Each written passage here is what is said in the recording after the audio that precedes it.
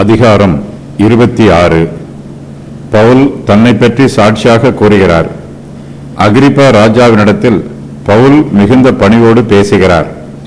தன்னுடைய சிறு வயதில் தான் ஆதி முதல் நடந்த நடக்கை, தான் பரிசேயனாக நடந்தது, மரித்தோரின் உயிர்த்தெழுதலை தான் நம்புகிறது ஆகிய எல்லா காரியங்களையும் பவுல் விவரமாக எடுத்துச் சொல்லுகிறார்.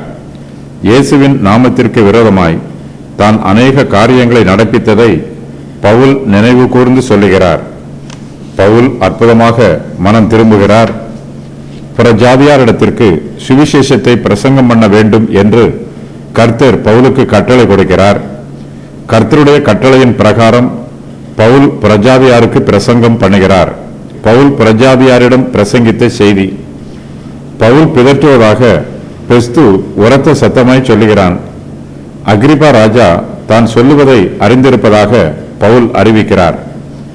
தான் கிறிஸ்தவன் ஆகிறதற்கு கொஞ்சம் குறைய பவுல் தன்னை சம்மதிக்க பண்ணுவதாக அகிரிப்பா சொல்லுகிறான். பவுல் அகிரிப்பாவின் ரட்சிப்பை வரவேற்கிறார். பவுல் மரணத்திற்காவது கட்டிகளுக்காவது பாத்திரமானது ஒன்றையும் செய்யவில்லை என்றும், இவர் ராயனுக்கு அபயமிடாதிருந்தாரானால் இவரை விடுதலை பண்ணலாகும் என்றும் எல்லோரும் ஒருமனதாக யோசனை பண்ணி சொல்லுகிறார்கள்.